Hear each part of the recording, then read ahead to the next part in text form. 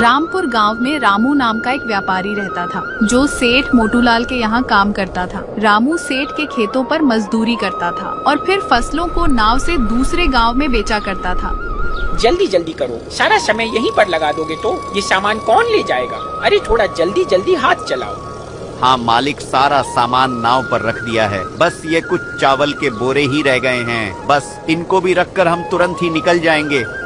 हाँ ठीक है, जल्दी करो। अरे बिरजू कहाँ गया?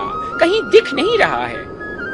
वो मालिक बिरजू इस ठंड में अचानक बेहोश होकर गिर पड़ा था, इसलिए हम उसे घर छोड़ आए। अरे तो तुमने मुझे क्यों नहीं बताया? घर क्यों भेज दिया? मालिक मैं हूँ कि तुम बताओ जरा। आप मालिक? तो तुमने किससे पूछकर उसे घर भेज दिया? जी मालिक, गलती हो गई, आगे से ऐसा नहीं होगा।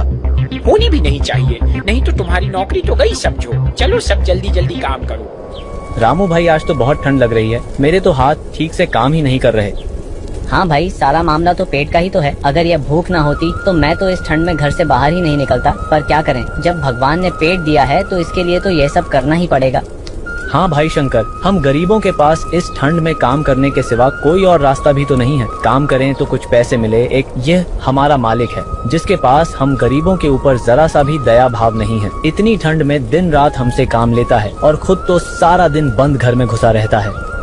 अरे भाई थोड़ा धीरे बोल, कहीं मालिक ने सुन लिया ना तो खामखा ही सबको डांट पड़ेगी। वैसे भी मालिक के पास दिल कहाँ है, हम मजदूरों के लिए, उन्हें तो बस काम से मतलब है, चाहे कितनी ही ठंड हो। अरे यूं रोने धोने से कुछ नहीं होगा, चलो सब जल्दी, जितना जल्दी काम निपटे उतना ही जल्दी हम घर को लौट पाएंगे। सभी मजदूर नाव में बैठकर दूसरे गांव के लिए निकल पड़ते हैं। रामू अपने परिवार के साथ एक छोटे से टूटे फूटे मकान में रहता था। रामू सेठ मोटू के खेतों में खेती करके अपने परिवार का पालन पोषण करता था। रामू का परिवार बहुत गरीब था और उनका घर भी टूटा फूटा था, जिस वजह से सर्दियों का मौसम आते ही उन्हें बहुत परेशानियों का सामना करना पड़ता था। माँ, आप पिताजी को बोलो ना, वे छत की मरम्मत करवा ले और खिड़कियों को भी ठीक करवा दे। सर्दियों का मौसम शुरू हो गया है, रात को जब खिड़की से हवा आती है ना तो बहुत सर्दी लगती है। चिंता मत करो बेटा, मैं तुम्हारे पिताजी से कहकर इस खिड़की में पर्दा लगवा दूंगी, क्योंकि खिड़की लगाने के पैसे तो अभी हमारे पास नहीं है, लेकिन पर्दा लग जाएगा तो उससे भी बहुत बचाव हो जाएगा। लेकिन माँ, जब पिछली बार हमने खिड़की पर पर्दा लगाया था तो तेज ठंडी हवा के कारण वो पर्दा उड़ गया था। मुझे नहीं लगता कि पर्दा लगाने से कोई भी फायदा होगा।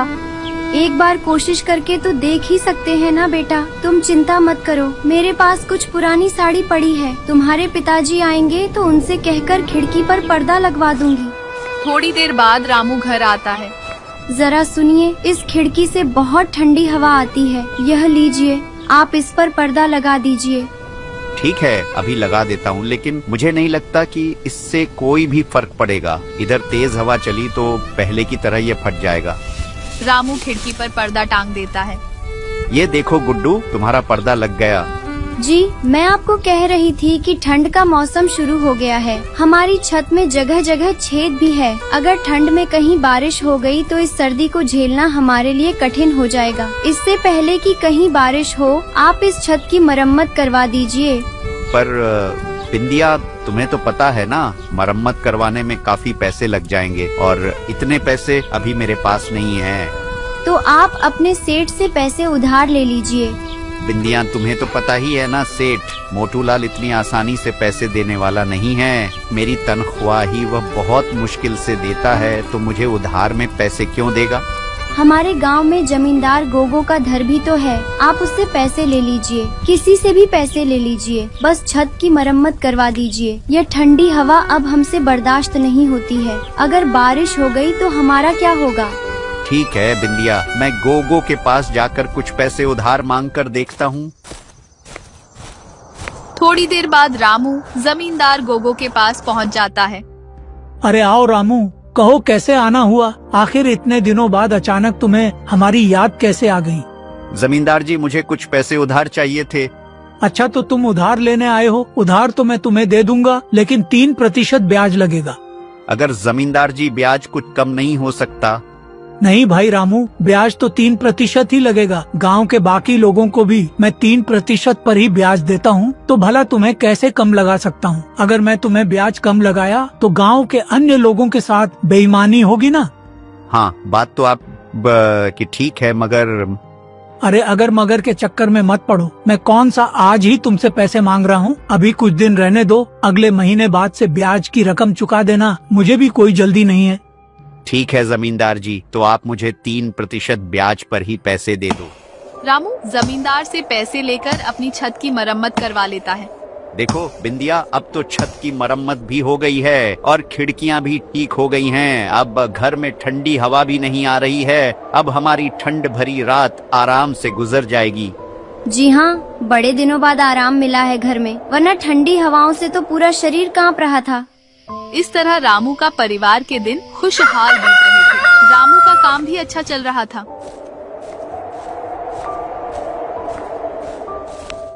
कहिए मुंशी जी, क्या चल रहा है? सब ठीक तो है ना? जी हुकुम, सब ठीक है। और भला आपके डर से कौन गलती कर सकता है? हाँ, डर जरूरी है, नहीं तो जमींदारी नहीं चलेगी। आज की जो भी आमदनी होगी वह मुझे बता देना। वही तो देने आया हूँ हुकुम, लेकिन एक छोटी सी दिक्कत है, एक जने को लेकर। दिक्कत किस वजह से हो रही है तुमको दिक्कत? हुकुम, वो हमारे गांव के मदन को लेकर उसने पिछले ही साल हमसे नाव खरीदने के लिए पैसे उधार लिए थे। हाँ तो क्या हुआ? उसने उधार सही समय पर नहीं भरा क्या? अरे हुकुम, भरता कैसे, उसका कारोबार ही ठप हो गया। सुना था कि उसकी दुकान में चोरी हो गई थी, जिससे उसे बहुत घाटा हुआ और अब वह उधार नहीं भर पा रहा। अच्छा ऐसा है, तो जो उसने नाव खरीदी है उसे उठा लो। गोगो बहुत ही चालाक और लालची जमींदार था। पहले गांव की लोगों को बड़े भारी ब्याज पर पैसे देता था और ब्याज ना चुका पाने पर उनके घर, खेत खलिहान सब हड़प लिया करता था। यह पैसा रखो, जमींदार का आदमी आएंगे तो उन्हें यह पैसे दे देना। और कब तक देना होगा जी? गुड्डू अब बड़ा हो रहा है, उसकी पढ़ाई के लिए भी तो कुछ जमा करना होगा ना। और ज्यादा दिन नहीं, लगभग सब चुकता हो ही गया है। बस भगवान की कृपा से इसी तरह काम चलता रहा ना, तो अगले आने वाले 3 महीनों में हमारा सारा कर्जा चुकता हो जाएगा। भगवान करे ऐसा ही हो। गुड्डू कहाँ है? वह पढ़ रहा है। उसका अच्छे से ख्याल रखना, आखिर वही हमारे लिए सब कुछ है। चलो मैं अब निकलता हूँ, नहीं तो काम में देरी हो जाएगी। अच्छे से जाइएगा।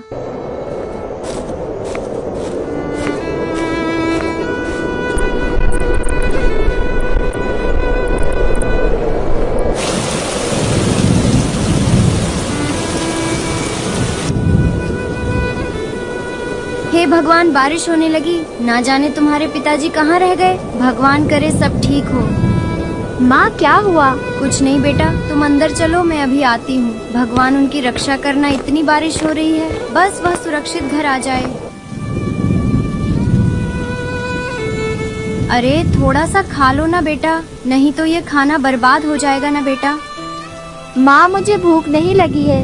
रात बहुत बड़ी है बेटा, अगर अभी नहीं खाओगे तो रात में भूख लग जाएगी। माँ आप क्या खाएंगी? बस आपके पापा आ जाएं, तब हम एक साथ खा लेंगे, लेकिन तुम खाकर सो जाओ।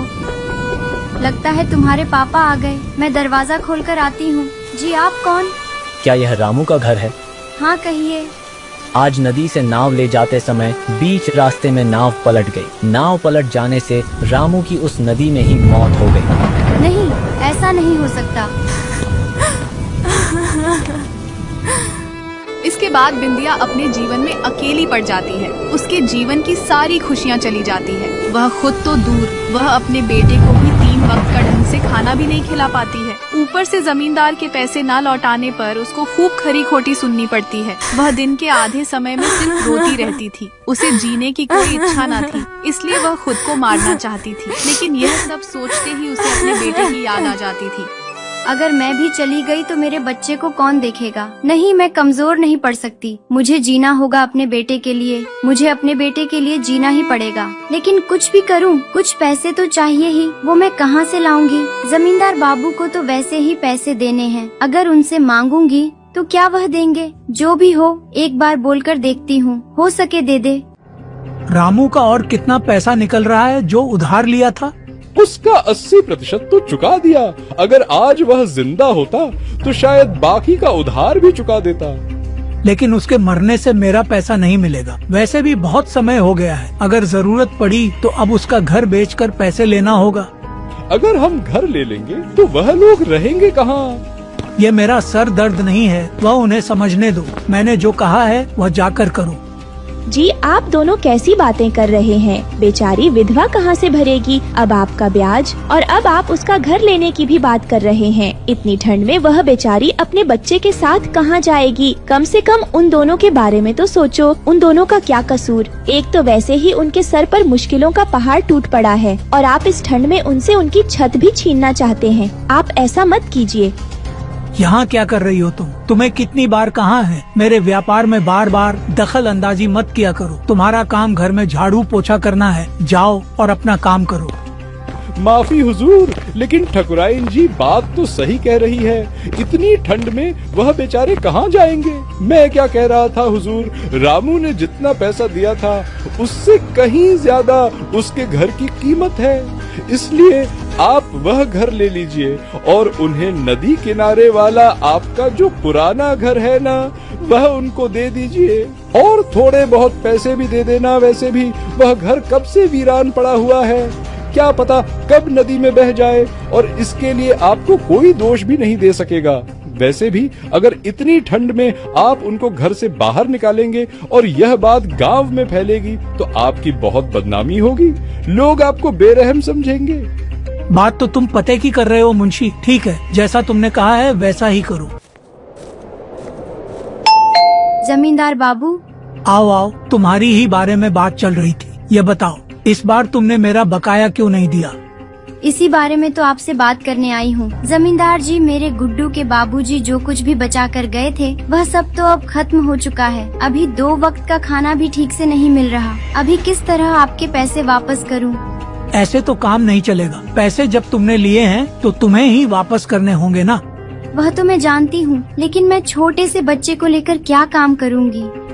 वैसे मैंने हुकुम से बात तो की है, तुम्हारा जो घर है वह तुम जमींदार जी को दे दो, और बदले में नदी के किनारे वाला जो जमींदार बाबू का घर है ना, वह ले लो, और साथ में कुछ पैसे भी। लेकिन वह घर तो कब से वीरान पड़ा है। वहाँ पर हम किस तरह रहेंगे और क्या खाएंगे? इन पैसों से तुम नदी के किनारे खाली वाली जगह पर खेती कर सकती हो और फसल को बाजार में बेचकर अपना परिवार चला सकती हो। मैं इससे ज्यादा कुछ नहीं कर सकता हूँ। इसके बाद बिंदिया अपने बेटे को लेकर उस घर में चली जाती है। जितना हो सके उसने घर के बगल वाली जगह की सफाई की। इसके बाद उसने उस खाली जगह पर खेती करना शुरू कर दिया। इसके बाद वह बाजार में फसलों को बेचकर अपना घर चलाने लगी। माँ, मुझे बहुत डर लग रहा है। मुझे उस घर जाना है। ये घर अच्छा नहीं है। वह घर अब नहीं है बेटा, वह घर बारिश में बह गया। हम दोनों इस घर को बिल्कुल नया बना देंगे। जब तुम बड़े हो जाओगे और बहुत पैसे कमाओगे तब हम लोग एक बड़ा घर लेंगे। हाँ माँ, मैं बहुत बड़ा आदमी बनूंगा। जमींदार बाबू के घर से भी बड़ा घर होगा हमारा। ठीक है बेटा, ठीक है। अभी बाहर मत जाना। बेटा तुम जाकर बिस्तर पर बैठो, मैं अभी आती हूँ। बिंदिया सुबह देखती है कि छत पर से पानी गिरने के कारण जमीन के नीचे गड्ढा बन गया है। भला यह क्या हुआ? इतना बड़ा गड्ढा कैसे हो गया? तभी बिंदिया की नजर उस गड्ढे के किनारे एक चमकती चीज पर जाती है। गड्ढे के अंदर अब यह क्या है जो चमक रहा है? थोड़ा मिट्टी हटाकर देखती हूँ। बिंदिया उस मिट्टी को हाथों से हटाती है। अरे ये तो सोने के सिक्के हैं। सोने के सिक्के से भरा मटका। इन सिक्कों के बारे में अगर जमींदार बाबू को पता चल गया तो वह तो सब लेकर चले जाएंगे। आज ही मुझे ये सब लेकर यहाँ से चले जाना होगा। इसके बाद बिंदिया सिक्कों को अपने झोले में रखकर अपने बेटे को साथ लेकर उस गांव से हमेशा हमेशा के लिए चली जाती है। फिर किसी और गांव में जाकर घर खरीद कर